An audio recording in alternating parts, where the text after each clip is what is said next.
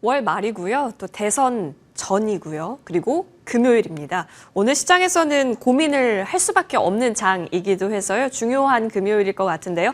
두 분과 함께 여러 종목들 두고 얘기 나눠보겠습니다. 퍼스트프라임 리서치 이동근 대표, 원희윤 컨설팅 윤혜림 대표와 함께 하시죠. 두 분 어서 오십시오. 예, 반갑습니다. 일단 시장 분위기 보면은 사실상 내리는 종목의 수가 더 많습니다. 그 가운데 이제 사실상 6월을 준비하는 입장은 이제 새 정부 출범과 함께 결을 같이 가져가야 할 거입니다. 지금 주식시장에서 일부 반영하는 쪽, 오늘도 태양광 쪽이 좀 강하게 가고, 그리고 조선 쪽에 있어서도 지금 계속 흐름이 나오고, 여러 가지 신규 상장주, 특히나 이제 핫한 신규 상장주들은 여전히 추세가 나오는 속에서 지금은 포트폴리오 관리를 어떻게 하는 게 좋을까요? 첫 번째 종목부터 열어보겠습니다. 바로 삼성전자인데, 사실 여러분 오늘 반도체주가 막 강하지는 않습니다. 그 가운데 삼성전자는 사실상 선물 시장에서 외국인이 그래도 좀 지켜주기 때문으로 봐야 하는 건지 시장적인 관점으로 오늘은 삼성전자를 얘기를 해야 하는 걸까요? 일단 현재 구간에서도 0.71%, 오늘 고가권으론 1.78%까지 플러스가 나왔습니다. 현재도 그 플러스는 지키고 있습니다. 성격부터 점검 받고 싶습니다. 이동근 대표님. 사실 이제 그 수급적인 부분들은 이제 윤 대표님이 다루셔야 되는데, 네. 사실 제가 이제 수급에서 잠깐만 한마디만 드리면은, 네. 최근에 삼성전자의 움직임에서 조금 특징적인 부분은 기관의 수급이 계속해서 들어오고 있다는 부분이에요. 그러니까 외국인이 아니고 기관이 삼성전자에 사고 있다는 측면. 최근에 기관의 시장 전체적인 수급을 보면은 사실은 우리가 얘기하는 조방원, 그러니까 뭐 조선 또 방산, 원자력 관련주들, 원전 관련주들을 사실 주가는 외국인과 기관들이 같이 이제 사실 엄밀히 얘기하면 매수를 하면서 주가들이 많이 올랐는데, 최근에 움직이면서는 사실 기관들은 여기서 일부 차익 실현하면서 이 차익을 가지고 좀 이제 그동안 어떻게 보면 시장에서 소외됐던 쪽으로의 어떤 자금 이동이 부분적으로 나타나고 있습니다. 이것이 반도체가 될 수도 있고, 또 우리가 얘기하는 뭐 지주회사라든가 이런 쪽과 상대적으로 시장에서 소외가 됐고 좀 저평가되어 있는 쪽으로 움직이고 있어요. 이런 부분들이 어떻게 보면 삼성전자도 저는 그 맥에 좀 속해 있다, 이렇게 말씀드릴 수가 있을 것 같고요. 사실 뭐 오늘 아침에도 좀 리포트가 나왔습니다만은, 네. 뭐 반도체 경쟁력이 점차 개선될 것이다. 또 뭐 DRAM 시장 점유율은 계속해서 회복이 될 것이다. 그리고 또 아침에 그런 보도도 나왔죠. 최근에 이제 DDR4 구형 DDR 가격이 크게 상승을 하고 있다. 근데 이거는 사실 지금 이제 수급적인 부분이에요. 안 만들기 때문에 상승을 하는 거예요. 그러니까 아직까지는 쓸 데가 있는데 안 만들기 때문에 상승을 하는 거기 때문에 저는 여기에다 너무 크게 의미를 둘 필요는 없다고 생각을 하고요. 저는 삼성전자의 주가에 결정적으로 영향을 줄 수 있는 향후의 부분들은 결국은 HBM 시장에서의 기술 격차를 얼마나 빨리 줄이느냐예요. 아직까지는 SK하이닉스와 뭐 6개월 격차가 나 있다, 이런 얘기를 하고 있는데, 결국 HBM3 12단이라든가 HBM4라든가 여기서 얼마나 빨리 SK하이닉스와의 격차를 줄이느냐가 결국 향후 주가의 향방을 좌우할 것이다, 이렇게 말씀드릴 수 있을 것 같아요. 그러니까 삼성전자는 뭐 여러분들도 여기서도 많이 다뤘지만은 결국 아직까지 박스권의 흐름에서는 벗어나지 못하고 있습니다. 엄밀히 얘기하면은 뭐 한 5만 한 2, 3천 원에서 매수하면은, 그러니까 한 또 이제 상단이 한 지금 5만 7천 원 이 선을 잘 못 뚫는 이 정도의 흐름들이 나오고 있거든요. 그렇기 때문에 아마 당분간은 이러한 박스권의 흐름 안에서의 움직임들. 그래서 SK하이닉스가 21만 원을 뚫었다가 밀렸지만은 상대적으로 SK하이닉스보다 탄력이 덜해요. 이게 바꿔 말하면 이걸 안정적이라고 볼 수 있을지는 모르겠으나 어쨌든 별로 재미가 없다라는 거예요. 그래서 지금 자리에서는 삼성전자는 뭐 어떻게 보면은 저는 이게 뭐 적극적인 어떤 매수라는 처음보다는 그냥 길게 보셔야 되고, 그리고 지금 자리에서는 사실은 엄밀히 얘기하면 약간 관망이나 중립 쪽의 스탠스가 맞지 않는가, 좀 이런 말씀을 드릴 수가 있겠습니다. 매수로 돌아서기 위해서는 그렇다면 한 하반기쯤은 보세요, 시기적으로요. 결국 앞에서 말씀드린 대로, 네. HBM에 관한 경쟁력이에요. 이걸 얼마나 빨리 확보를 하냐. 뭔가 뭐 계속해서 지금 퀄 테스트 얘기, 통과 얘기가 안 나오고 있지 않습니까? 일단 여기서부터 뭔가 실마리를 풀어 나가야 된다는 얘기예요. 이 부분이 어느 정도 해결이 돼야지만이 결국 향후의 주가 흐름이 좀 이제 바뀔 수가 있다, 이런 말씀을 드릴 수가 있겠습니다. 맞습니다. 오늘 BNK 투자증권에서도 삼성전자에 대한 목표 주가를 하향했습니다. 6만 9천 원까지를 좀 하향시켰는데 사실 6만 원 돌파가 단기적으로 숙제죠. 그래서 늘 이 정도로밖에 우리가 전망이 어려운 삼성전자인지라 HBM에서의 뚜렷한 성과라는 측면 없이는 매수까지는 관망의 스탠스로 좀 바라볼 수밖에 없다. 이 부분입니다. 그럼 트레이딩적 관점에서 삼성전자를 활용하는 게 과연 많은 선택지 중에서 허용이 된 건가 싶기도 한데요. 말씀해 주셨다시피 기관은 그래도 들어오는데 외국인의 연속된 수급은 체킹이 되지가 않잖아요. 삼성전자는 그렇다면 그냥 지금은 관상 종목이 되는 걸까요? 윤 대표님? 제가 웬만하면 삼성전자 얘기 나올 때 그냥 매수합시다라고 네네, 맞아요. 얘기를 하는 것 같은데 오늘은 처음으로 매수하자는 말을 못 하겠습니다. 왜요? 왜냐면은 지금 개인 투자자들이 우리가 코스피가 지금 어제 2,700포인트를 넘어섰을 때 뭐 한 8개월, 9개월 만에 지금 2,700포인트를 뭐 탈환했다 이런 소식이 나왔는데 개인 투자자들에게 그래서 지금 이렇게 코스피가 상승하는 동안 여러분들 돈 많이 벌었어요? 라고 물어봤을 때 조방원을 갖고 계셨던 분들이라면 당연히 돈을 많이 벌었고 뭐 트레이딩을 열심히 하셨던 분들이라면 돈을 벌었지만 사실 돈을 번 개인 투자자들보다 지금 돈을 벌지 못하는 개인 투자자들이 더 많습니다.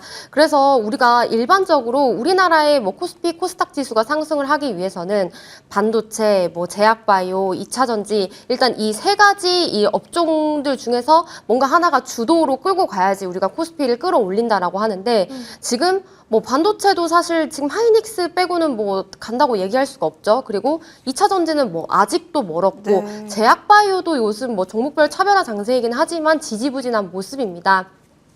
그래서 다시 한번 시장을 정리하면 우리가 알고 있는 기존의 업종이 아닌 우리가 계속해서 얘기하는 이 조방원과 이외의 섹터들이 끌고 가서 상승을 했기 때문에 뭐 정말 우리가 정석적으로 투자를 하신 분들 특히 이제 삼성전자가 그래도 우리가 이 5만 원 초반에서 한 이제 중반까지 이 박스권 내에서 매수를 하면 안전하니까 이거를 좀 사보자라고 하신 분들이 지금 너무 지루해요. 네. 그래서 특히나 또 이번 달 한 최근 1, 2주 같은 경우는 이제 저PBR 관련주 이런 뭐 지주사 같은 종목들이 상승을 해서 다시 한번 개인 투자자들이 조금 우울한 상황입니다. 그런데 이 상황에 지금 삼성전자가 싸니까 매수하세요라는 말은 이제는 좀 못 드릴 것 같다라고 말씀드리고 싶고 일단 기회비용이 조금 아쉽다라고 정리를 하고 있어서 저도 이제 대표님께서 방금 얘기를 해주셨던 것처럼 삼성전자는 이 HBM을 해결해야 된다 이 얘기만 지금 1년 넘게 얘기를 하고 있는 것 같아요.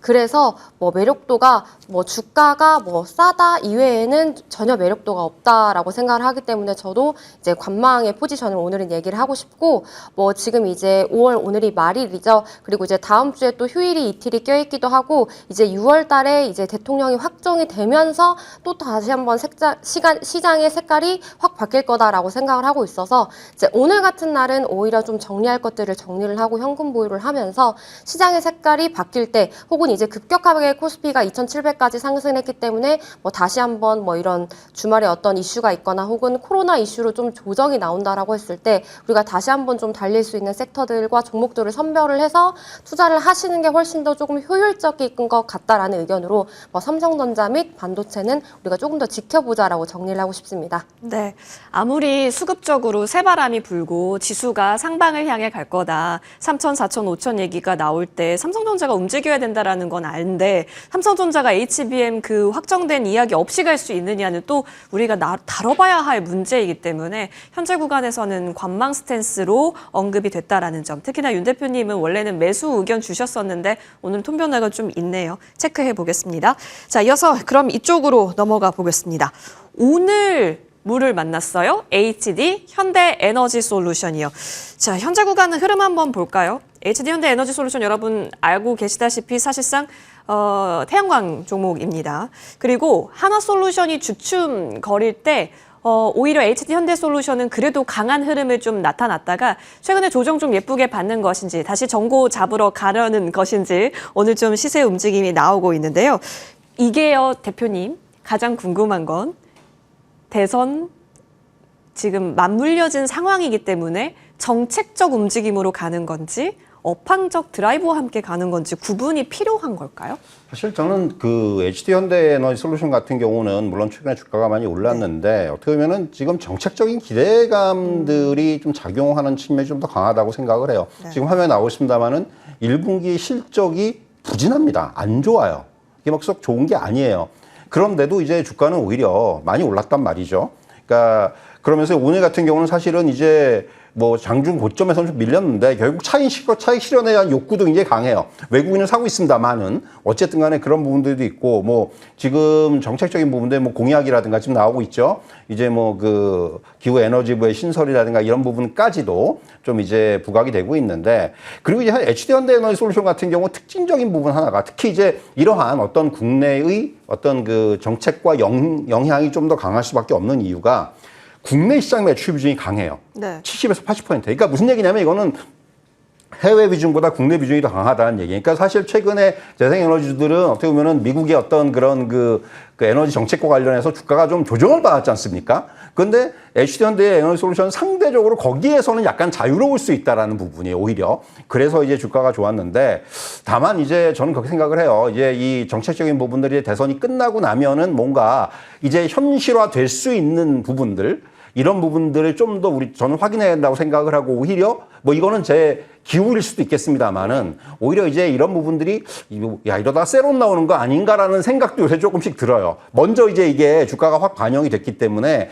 그런 부분도 이제는 조금은 오늘 아마 차익 매물이 좀 증가하는 부분도 그런 또 어떤 심리들도 작용하는 측면이 분명히 있다고 생각을 하거든요. 그래서 사실은 뭐 지금 향후에 좀 이제 이런 대선 이후에 정책적인 방향성을 우리가 확인해야 되겠습니다만은 일단 좀 수익이 나신 분들은 저는 일부라도 좀 차익을 실현해 보는 것도 하나의 전략이 아닌가라는 생각이 들어요. 그래서 일단 지금의 어떤 자리에서는 저는 중립의 의견을 드리도록 하겠습니다. 그렇다면 하나솔루션은 논할 이유도 없는 자리이겠네요. 지금은요, 대표님. 하나솔루션 뭐 지난주에도 한 말씀을 예. 드렸지만은 사실은 뭐 거기서 별로 그렇게 변동은 없어요. 지금 상황은. 알겠습니다. 자, 고민되죠. 사실 HD현대에너지솔루션이 이렇게 오르니까 그렇다면 태양광이 나쁘지 않을까? 하나솔루션이 지금 좀 튀어오를 자리면 비중 확대를 해야 하는 건가? 고민이 깊어지는데 오히려 지금은 매도에 있어서 조금 더 무게를 주고 계시면서 관망 의견 주셨습니다. 윤 대표님 의견 들어볼게요. 그쵸. 사실상 대선이 재료 소멸에 때로 작용을 하게 되는 건지가 궁금하긴 합니다. 어떻게 저도 보세요? 예. 일단은 좀 수익을 챙기자 관점입니다. 왜냐하면 이제 기대감의 상승을 했기 예. 때문에 뭐 이제 6월이 돼봐야 알겠죠. 이게 지금 계속 상승이 될 거냐 말 거냐. 지금 우리가 좀 그래도 다음 주 한 주 정도는 좀 지켜봐야 된다라고 보고 있어서 수익 이제 좀 급등을 했고 이제 하락을 하다가 다시 상승하는 기미일 때 여기서 좀 더 가야지 않을까라는 생각에 홀딩을 하는 것보다는 저도 어느 정도 이제 수익 실현을 하고 조금 다시 보자 관점이고요. 방금 대표님께서 정리를 잘 해주셨는데 이제 HD 현대에너지솔루션과 하나솔루션을 놓고 봤을 때는 이제 HD 현대에너지 같은 경우는 국내 비중이 매출 비중이 많기 때문에 조금 미국발 이슈에서 조금 더 하나솔루션보다는 이제 자유로운 형국에 있어서 이렇게 좀 슈팅이 나온다라고 보고 있고요. 그리고 이제 하나솔루션 같은 경우는 사실 하나솔루션이 우리가 4만 원까지 급등을 했을 때 HD 현대에너지솔루션은 이제 실적이 조금 미미했지만 하나솔루션은 그래도 조금 다른 결이 있다면 실적 이 개선세가 굉장히 뚜렷했기 때문에 저는 좀 이 부분이 다르다라고 생각을 하고 있어서 일단 저는 이제 둘 다 어느 정도 수익 실현을 하고 다시 보자 관점인데 저는 두 종목 중에서 조금 더 우위를 좀 실어보자라고 하면 저는 오히려 하나솔루션을 보고 있습니다. 그래서 지금 가격대가 29,550원이죠. 사실 단기간에 4만 원까지 급등을 했지만 어느 정도 이런 미국발 이슈들을 해결을 하면 저는 결국 이 신재생 에너지 태양광 섹터들도 중장기적으로 우리가 하반기까지 놓고 봤을 때는 다시 한번 상승할 수 있는 모멘텀이 있다라고 보고 있습니다. 다만 우리가 단기적으로는 우리나라 정책상으로 엮여있기 때문에 어느 정도 노이즈가 나올 수 있으니 오늘 수익을 실현하자 주의이고 이제 내가 굳이 여기서 조금 더 보겠다라고 하시는 분들은 저는 오히려 하나솔루션을 픽을 해두고 솔직히 3만 원 아래서부터 분할 매수해도 충분히 매력적인 가격이기 때문에 일단 HD 현대에너지솔루션은 어느 정도 수익을 이제 실현을 하고 하나솔루션을 우리가 다시 한번 좀 매수 기회로 삼아보자 이렇게 정리를 하고 싶습니다. 28,900원대에서 지금 지지를 해주고 있는 상황이에요. 여기서 고개를 들까요? 하나솔루션이요. 3만 원 아래는 좀 기회를 열어볼 수 있고 HD 현대에너지솔루션 같은 경우는 일단은 차익을 할 수 있는 오늘 기회를 주고 있다로 두 분 의견이 통일이 됩니다. 챙겨보시길 바랄게요. 태양광은 대선 이후에도 좀 다뤄봐야 될 것 같네요. 그때 또 도와드리겠습니다. 자, 이어서 오늘 새롭게 또 뜬 뉴스가 있어서 재료 가치가 궁금합니다. 이 사이즈를 어디로 봐야 할까요? 사실 오늘 같은 장에 뭘 할지 모르겠을 때 나와준 재료이기 때문에 강하다라고 오늘 당일 한정으로 좋은 건지 아니면 쭉 연속해서 좋은 건지가 궁금해졌습니다. 이동훈 대표님, 네. 일단 뉴스는 그 지속해서 빌드업이 됐었던 뉴스, 그렇죠? 위성통신 승인 뉴스가 있었는데 여기에 대해서 다음 주 뭐 미국에서의 주파수 경매 얘기가 더해지게 되면서 맞물려서 통신 장비 쪽이 강해요. 상한가를 기록한 종목도 있고요. 사이즈 어떻게 보세요? 사실 이제 위성 관련해서 물론 이제 오늘 재료들이 좀 나왔고 마찬가지로 좀 주파수 경매 때 어떻게 보면 그 통신 장비 업체들 KMW라든가 이런 정도에 많이 올라서 네. 동반 상승을 하고 있는데 글쎄 이제 위성 관련해서는 저는 사실 이제 수혜주들이 조금 다음 주가 되면 추려질 거라고 생각을 해요. 이제 오늘은 약간 좀 이제 뭐 여러 그 섹터의 종목들이 같이 오르고 있는데 이 부분은 좀 이제 어떻게 보면은 정말 어느 쪽이 수혜인지가 좀 판가름이 날 것으로 생각을 하고요.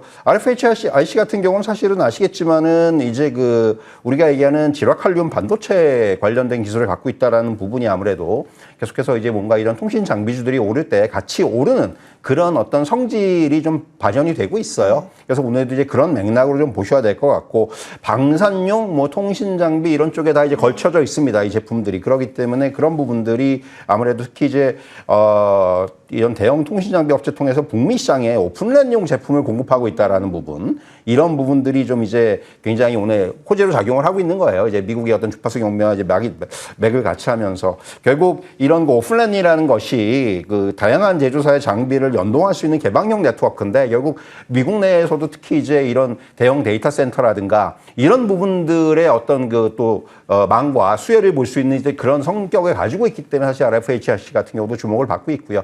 어제 오늘 이제 좀 상승을 하고 있는데 사실 과연 저는 글쎄 이런 그 오늘 나왔던 재료들의 어떤 연속성이라는 측면을 우리가 좀 생각을 해봐야 된다고 생각을 합니다. 그래서 뭐 어제 오늘 이제 좀 급반등이 나왔는데 그래서 저는 사실 여기서 좀 추격 매수의 관점보다는 오히려 조금은 이제 지금 자리에서는 저는 오히려 어떤 재료의 어떤 연속성 이런 부분들을 더 먼저 생각을 해야 한다고 생각을 하기 때문에 그래서 이제 일단은 저는 관망의 의견을 드리도록 하겠습니다. 알겠습니다. 다음 주에 좀 더 명확해지는 것을 보고 좀 더 향방을 가려보자 의견이기 때문에 지금은 스탠스를 잠시 거리두기 하자라는 의견이신 것 같아요. 사실 많잖아요. 오픈랜 관련주 하면 RFHIC도 있겠지만 솔리드도 있고 살펴볼 수 있는 쪽 많거든요. 근데 RFHIC를 질문 드린 이유 중에 하나가 유독 이 종목엔 외국인 연속 수급이 좀 있습니다. 포착이 되는 것이 있어서 그렇다면 지금 기술적으로도 이렇게 양봉으로 올라가고 수급적 뒷받침되고 재료가 붙었다면 여력을 열어볼 수 있을까요? 이제 우리가 5G 관련주들도 이렇게 시세가 나와서 따라붙다가 이제 상처를 그렇죠. 받는 경우가 많아서 저도 뒤통수 고민을 아프죠. 했는데 예. 우리 앵커님께서 정확하게 짚어주셨습니다. 조금 더 긍정적으로 보여준 게 외국인들이 계속 매수를 하고 있었다는 점, 그리고 뭐 지금 워낙 바닥에서 상승을 하는 추세 전환의 지금 강력한 거래량과 뭐 양봉이라서 충분히 6월 달에 한 번은 조금 더 시세 분출을 하지 않을까라고 조금 더 긍정적인 측면을 보고 있고요. 지금 오늘 이렇게 이제 뭐 KMW, RFHIC 이렇게 부각되는 이유가 이제 트럼프가 1기였을 때 미국이 5G 가용성이 이제 세계 1위였었습니다. 이때 한 중국이 17위 정도 됐다고 해요. 그런데 이제 지금은 뭔가 이런 기술 리더십 부재와 무슨 정책 마비로 이제 중국한테 미국이 역전을 당한 상황입니다. 그래서 이제 트럼프 2기의 전략이 5G 주도권을 조금 이제 다시 한번 우리가 가져오자라고 얘기를 하기 때문에 뭐 이런 막 조선주처럼 크게 뭐 부각이 받지는 않겠지만 그래도 이 테마가 뭐 지금 계속해서 이제 미국에서 이런 노이즈들이 해결이 되지 않고 있기 때문에 이 테마로 보고 다시 한번 좀 상승할 수 있지 않을까로 보고 있고, 지금 오늘의 이제 대장만 놓고 봤을 때는 KMW죠. 상한가에 지금 안착을 했다라는 것을 보고 대장주가 이렇게 양봉을 길게 뿜고 상한가에 안착을 했으니 우리가 이 테마는 지금 전반적으로 추세 전환을 한 게 아닐까라고 조금 더 긍정적인 점수를 봐도 좋다라고 말씀을 드리고 싶습니다. 그래서 뭐 대표적으로 대표적으로 우리가 KMW는 이제 5G 안테나 투톱이고 이제 RFHIC 같은 경우는 RF 반도체 투톱이죠. 그래서 이 두 종목이 가면 우리가 조금 더 이제 순환매가 섹터 내에서 나올 수 있기 때문에 뭐 우리가 통상적인 종목 HFR 그리고 이노와이어리스, 뭐 솔리드, 에이스티크, 서진 시스템 등 우리가 좀 테마를 하나로 좀 묶어놓고 다음 주에도 뭐 6월 달에도 한번 지켜볼 필요는 있겠다로 정리하고 싶습니다. 알겠습니다. 그렇죠. KMW가 조용하다가 오늘 상한가를 안착했습니다. 대량 거래를 수반하면서요. 요즘 이렇게 아랫단에서 올라오는 쪽이 좀 더 탄력적이잖아요. 그래서 딱 그 의미인지 아니면 새로운 재료적 가치가 있는 것인가 싶었는데 기술적으로 지금 응집이 된 만큼 한 다음 주 열어보고 추가 방향성 점검해 보겠습니다. RFHIC 외국인 수급과 뒷받침되면서 일단은 긍정적으로 좀 더 볼 수 있다로 정리합니다. 자, 이어서 이쪽으로 가보겠습니다. 요즘 이제 유통 쪽이 다시 꿈틀거리는 것 같고 현대백화점 쪽도 시세가 계속 가더라고요. 어느덧 정고 부근 왔습니다. 2022년짜리까지 좀 올라온 현대백화점. 여기에 더해서 면세업도 지금 여러 가지 뉴스가 전해지고 있습니다. 호텔신라 쪽 저희는 좀 관심 있게 보려고 하는데요. 오늘 나왔던 뉴스 보면 뭐 일본에서는 면세를 없앨 수 있다 이런 얘기 고려하고 있다. 그러다 보면 우리나라가 반사수혜될 수 있다 이런 얘기가 나오고 있더라고요. 이쪽은 어떨까요? 이제 소비 쪽 영역이긴 한데요. 사실 이제 뭐 지금 그런 얘기를 하죠. 면세점 업황 자체는 저점을 통과하는 건 같아요, 분명히. 그래서 이제 1분기 실적은 적자가 났지만 적자폭을 좀 축소한 측면이 있고요. 그리고 이제 호텔 부문은 견조한 실적을 보이고 있습니다. 그리고 이제 뭐 많은 리포트들이 2분기부터는 영업이익이 흑자 전환이 예상이 된다라는 부분, 이런 좀 이제 긍정적인 전망들은 나오고 있어요. 그래서 이제 호텔신라 같은 경우는 사실은 최근에 주가 흐름을 보면 계속해서 올라왔습니다. 그러니까 바닥에선 좀 주가가 5만 원까지 한 3만 원대 한 중반부터 해서 5만 원까지 올라와 있는 상황이에요. 근데 여기서 이제 필요한 것은 그렇다면은 정말로 실적이 확실하게 턴어라운드 된 모습이 좀 나와줘야 된다는 얘기죠. 아직까지 이제 그거에 대한 기대감들이고 그런 기대감들이 좀 저는 선반영된 측면이 분명히 있다고 생각을 해요. 주가의 흐름에. 그래서 저는 사실 주가가 이 정도 이제 올라와 있는 상황이기 때문에 지금 자리에서 호텔신라를 여기서 단기적으로 조금 더 추가적인 부분을 본다기보다는 이제는 좀 중장기적인 접근이 필요하지 않는가 생각이 들고 그래서 앞에서 말씀드린 대로 일단 이제부터는 실적을 좀 확인하면서 좀 봐야 되는 게 아닌가라는 생각이 듭니다. 사실 면세점 업황이 회복이 된다고 하더라도 사실 과거처럼 사실 이제 우리나라의 관광객들이 많이 이제 좀 많이 늘고 있잖아요. 많이 와요, 진짜로. 근데 과거처럼 면세점 가서 막 쇼핑하고 이런 부분은 분명히 줄어들었어요. 이제는 면세점보다 올리브영을 가고요. 그래서 그게 사실이잖아요, 사실. 그런 부분들이 어떻게 보면은, 그러니까 성격이 어떤 그런 어떤 추세가 좀 바뀌었다라는 부분, 그런 부분들도 우리가 좀 어느 정도 염두에 둘 필요가 있다, 이렇게 말씀드릴 수가 있을 것 같습니다. 그렇기 때문에 오히려 이제 어떤 이런 면세점 부분보다는 이제 이런 부분, 그러니까 전사적인 실적의 턴어라운드를 좀 확인하는 측면이 필요하기 때문에 전 지금 자리에서는 지금은 어떤 추가적인 부분보다는 좀 장기적인 접근, 그래서 일단 단기적으로는 조금 관망의 그런 의견을 드리도록 하겠습니다.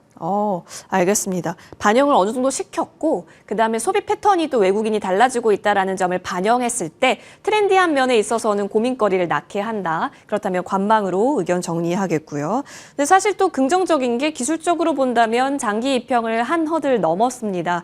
그렇다면 차트적으로 봤을 때 좀 추세가 살아나는 것처럼 보이기는 해서요. 호텔신라 워낙 대표 종목이기도 했죠. 어떤 흐름이실까요? 우리가 이제 한 44,000원 선에서 얘기를 했다면 지금 매수해볼 만 하겠는데요 했는데 이제 241선 위로 많이 올라왔죠. 지금 이제 라운드 피겨 5만 원 터치하고 지금 조금 이제 내려온 상황인 것 같은데 이제 그 다음 장기 이평선이 55,000원이라서 저도 중장기적으로는 55,000원을 갈 것 같다. 다만 단기적으로는 지금 너무 많이 상승을 해서 사실 그만큼의 모멘텀과 뭔가 그만큼의 기대감은 아닌 것 같은데 이제 차곡차곡 워낙 저가 매수세로 좀 상승을 했다. 기관이 이끌어서 상승을 했다라고 생각을 하기 때문에 뭐 한 1, 2주 전에 얘기를 해봤다면 좀 매수해보자라고 얘기했을 건데 지금은 너무 많이 올라서 뭐 중장기로 끌고 가실 분들은 지금부터 뭐 차곡차곡 이제 5만 원 아래에서 좀 담아보세요라고 하겠지만 워낙 지금 이제 국내 시장에 훈풍이 불면서 매력적인 종목들이 많기 때문에 저도 그래서 호텔신라는 조금 더 지켜보자. 다만 우리가 중장기적으로 보면 55,000원까지는 좀 상승 여력이 남아있다로 정리하고 싶습니다. 알겠습니다. 중장기적으로 55,000원, 그 다음 장기 이평선이거든요. 거기까지는 여력 볼 수 있지만 바로 간다라는 점에 있어서는 글쎄요, 속도는 좀 붙일 수 있다라는 점. 두 분 의견은 관망으로 호텔신라 정리합니다. 자, 코로나가 기승이죠. 근데 올 여름에 코로나19 재유행주의보가 지금 나타나고 있습니다. 근데 지금 시장이 그 다음으로 어딜 갈지 모를 때 이런 뉴스들이 꼭 나올 수도 있어요. 이렇게 크게 보면요. 자, 그런 관점에서, 투자 관점에서 저희는 이쪽에 움직이고 있는 시세 탄력도에 의미를 부여해도 괜찮을지 싶네요. 이동훈 대표님. 사실 이제 작년 여름에도 코로나 환자 수가 크게 증가한 예. 우리가 전례가 있어요. 그래서 이제 정부가 뭐 최근에 이제 중화권 쪽에서 중심으로 해서 이제 코로나19 확진자가 증가하면서 우리나라도 좀 예방 접종이라든가 이런 부분들을 좀 늘리고 그래서 대응 방침을 강화하는 그런 이제 발표를 했는데 뭐 사실 이 코로나19 관련 뭐 진단 키트라든가 백신이라든가 이런 쪽의 종목들은 아시겠지만은 철저하게 이렇게 좀 약간 테마성으로 움직입니다. 그래서 변동성이 굉장히 높아요. 그러니까 사실 그래서 이런 종목들은 사실은 어떤 뭐 펀더멘털이라든가 이런 쪽의 분석이라는 게 사실은 거의 불가능하다고 봐요. 그래서 사실 저 같은 경우도 뭐 이런 종목들은 사실 뭐 이게 어떤 이렇게 뉴스가 있고 이슈가 있을 때 트레이딩의 관점에서 접근해야 되는 그런 종목이라고 생각을 하고요. 진짜 과거처럼 뭐 코로나19가 정말 다시 정말 완전히 그 기승을 부리고 이런 상황이 된다면야 상황이 달라지겠지만은 지금 이제 그런 영역은 아니지 않습니까? 그렇기 때문에 지금은 저는 이런 쪽의 업종들은 철저하게 좀 트레이딩의 관점, 어떻게 보면 단기 매매의 관점에서 접근할 필요가 있다. 이렇게 뭐 뉴스 플로우라든가 이슈가 있을 때 어떤 이런 접근이 필요하다고 말씀드릴 수가 있을 것 같고요. 그래서 사실 어떤 뭐 펀더멘털적인 어떤 그 차원에서는 저는 뭐 중립을 말씀을 드릴 수밖에 없어요, 사실은. 그래서 이건 철저하게 좀 다시 말씀드리면은 트레이딩의 관점에서 접근할 필요가 있다. 이런 말씀을 드릴 수가 있겠습니다. 알겠습니다. 조방원 좀 고민되고, 그리고 그렇다고 반도체를 끌고 가자니 언제 튈지 모르겠고 하시는 분들에게 있어서 랩지노믹스 같은 이런 섹터군이 기회로 볼 수 있을까요, 윤 대표님? 오히려 기회는 뭐 오늘 조금 약간 조정주는 지주사가 아닐까 생각하고 지주사요? 있고요.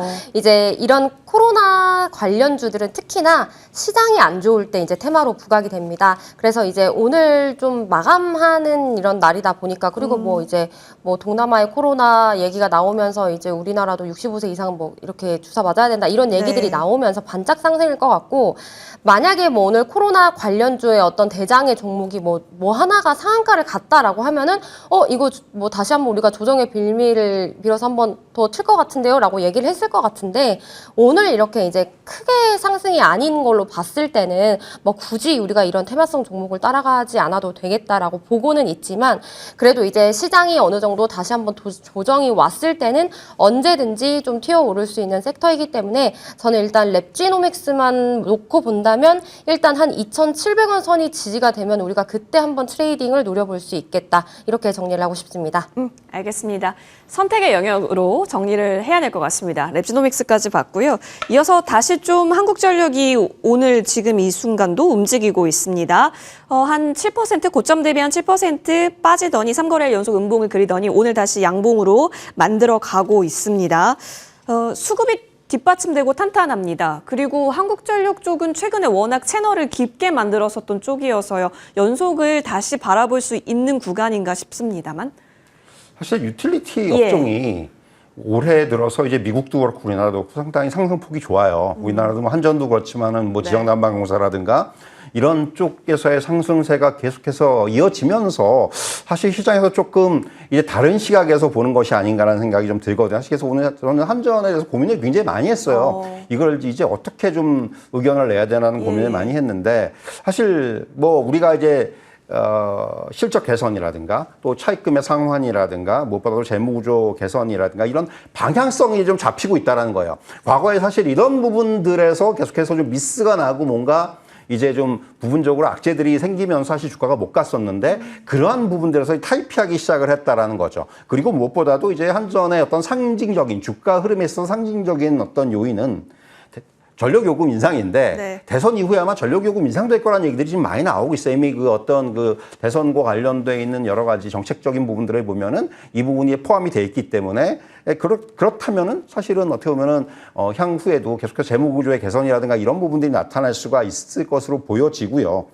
그러니까 사실 미국에서도 그렇고 우리나라도 그 유틸리티주가 오르는 이유 중에 하나가 방어주로 이제 원래는 경기 방어주. 그러니까 미국도 사실 올해 안 좋았지 않습니까, 장이. 그러다 보니까 이제 방어적 성격에서 그러니까 어떻게 매수를 늘렸는데 오히려 이제 여기서는 탈피하면서 이제는 우리나라 같은 경우는 어떤 정책 방향성의 변화와 연관을 짓는 그런 시각들이 많아지기 때문에 저는 한전은 일단 뭐 펀더멘탈적인 연 요인으로 봐서는 저는 지금부터는 이제는 꾸준하게 좀 갖고 가야 되는 종목이 아닌가라는 생각이 들어요. 그래서 저는 한전은 오늘 매수 의견을 드리도록 하겠습니다.